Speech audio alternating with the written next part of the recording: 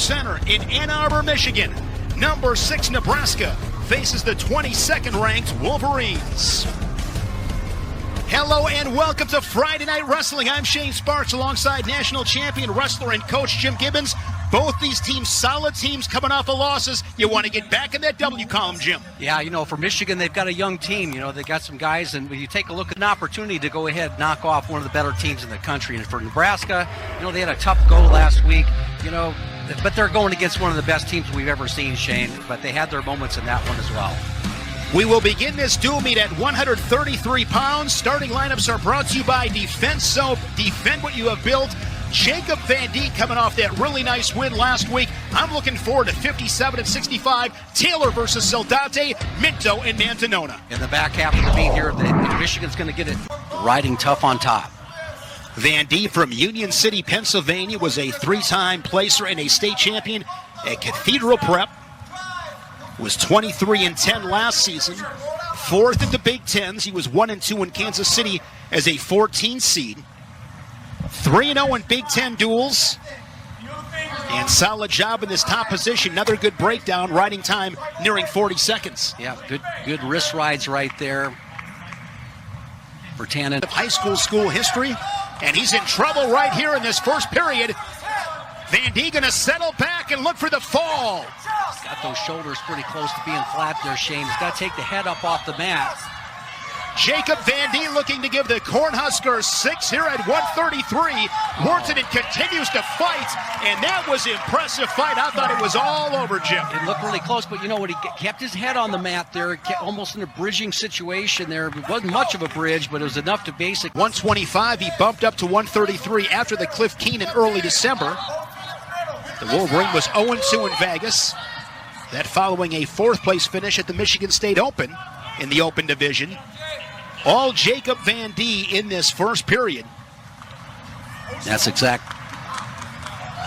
Take a look at this near fall replay that we have. He just sucked him back into this position, and Worden did a nice job of fighting off here. He's keeping his right shoulder up, rolls back through the mat, your wrist out like that here, so kind of a stall warning there. Zero effort to get off those hips. Yeah. He goes back behind the hips. Still staying on the hips. Jacob Van D this season was 6th in Vegas. Had a really nice win earlier this season over Minnesota's Tyler Wells 4-1. Wells had beat him at NCAAs last March 11-2. Jacob Van D, I just really fighting off his back in the first period. Stalemate right there, 17 points. Correct. Jacob Van D takes a quick look at the Nebraska corner. There's Sean Borman. What a job he has done in his 7th season. Led the Wolverines to a Big Ten title in 2002. They were 2nd that year at the NCAAs in Detroit. Last season, 2nd in the Big Tens. Took home another trophy back to Ann Arbor with a 3rd place finish.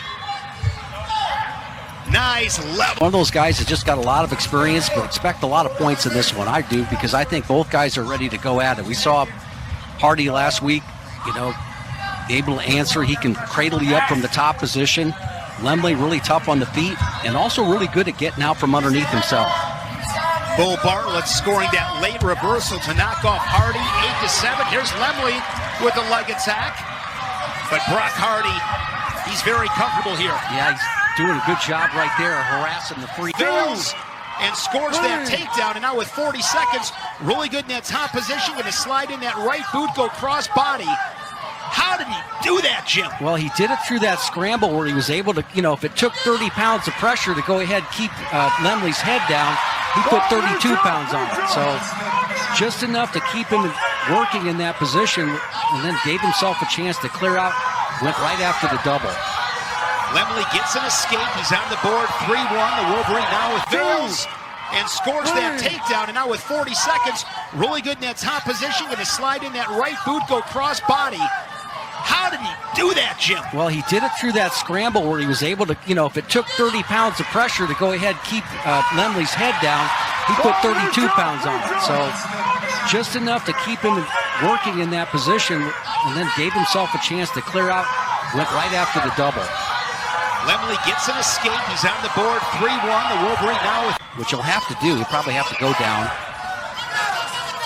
Lemley's 13-4, coming off a loss to Vance Bombauer, 4-2. That loss gives him a 2-1 record in Big Ten duels.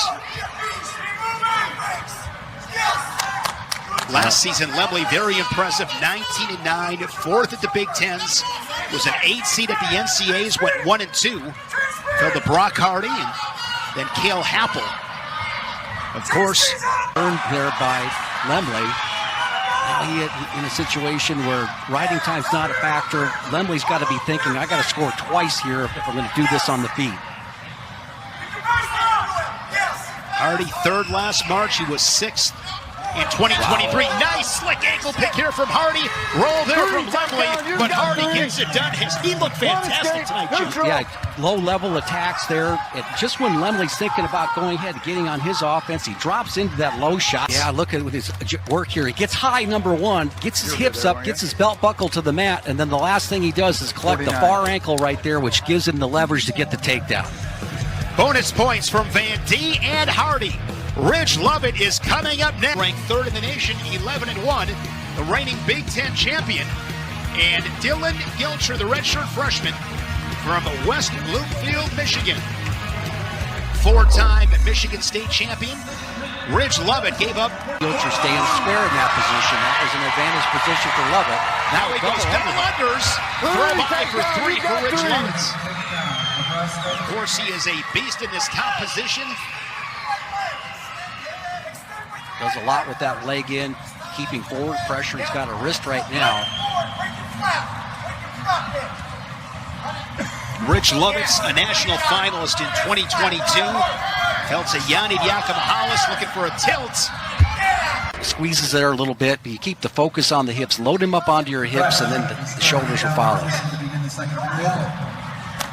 Big Ten co-wrestler of the week with that win over then second-ranked Shane Vaness. In the middle. It was a matchup of All-Americans. Lovett goes on bottom, quick to his feet off that whistle. Turns back in against the escape. Good hand fighting right there, then drop down and threaten the switch with the reversal, and that gave Gilcher, not thinking about giving up that reversal. And that point of the shoulder on the mat right now, he's looking for the near side cradle. Stay legal, stay legal there. Right. Stay legal. Good adjustment. Couldn't have said it better myself there. Good adjustment there to get back in a good position to finish out the period. Shane, watch the adjustment that Lovett makes on this takedown here, right there. Gilcher's going to dive into that underhook. See how he blocks with the top of his head, but unlike a lot of guys, he goes right into this little fireman's carry action right there. Ridge Lovett, now 12-1 on the season, picks up his 7th bonus point victory in this, his 6th year in Lincoln. Impressive performance for Ridge Lovett and Nebraska. 157 pounds. It's Antrell Taylor, ranked 5th in the nation, the All-American, and Shea Saldate in his first season in Ann Arbor, coming over from East Lansing. 14-2 for Taylor. Saldate 7. One thing I like about Taylor's finish is he tries to get the guy up off of his feet. You know, he's in a good enough position. A lot of mat returns for his finishes. Holds the center of the mat right there. Comes to the head, tries to drop down on that ankle. Good down really blocking. Solid season, 14-2. Won the Cliff Keenan Vegas. Really impressive performance early December. Yes, good. There's none of that going on right here. Now Taylor's on around the waist again. Defended by the whizzer from Saldate. Taylor was working off that underhook. Yeah, but he's dropped his head right there. Short time in this first period. Yeah. Gonna come up and lock his hands right there. All right. Gives him a little bit more leverage to go ahead and go around the waist. Does he have a big finish in this position? Tries to limp out. Good action by Saldate to square up. Here by Taylor. Michigan corner trying to get Saldate to pummel back inside, but you know, just doing enough to free himself up. Sometimes you gotta, hold your ground and pummel back in and see if anything opens up here. Make this a little bit more of a war than it's, the visual looks right now. Right now, both guys are keeping and working from distance. If you're the guy that's behind, maybe you got to close the gap a little bit. You saw a little bit of that in that stay out of the right face, there. above the eyebrows. Lead. 5 drive unanswered from Chase Saldate. And if I'm Saldate and I'm the Michigan corner, I want Saldate moving forward off the tie so you can feel every move that Taylor makes. But now Taylor jumps in on a shot right there, the roll-through attempt. Look at this! Taylor's got Saldate in trouble. Antrell Taylor gets the slap of the Resolite. Boy, oh boy! Mantanona from Bermuda Dunes, California. Won a state title at Palm Desert High School. Couple-time Fargo All-American, 2021 Cadet World Team member. They're high on him. But this Minto's been impressive. Him and Bubba Wilson been splitting the duties at 165. Yeah, he's looked good the times that we've seen him. And so, he's Let's work center. pretty excited about for his future. Minto from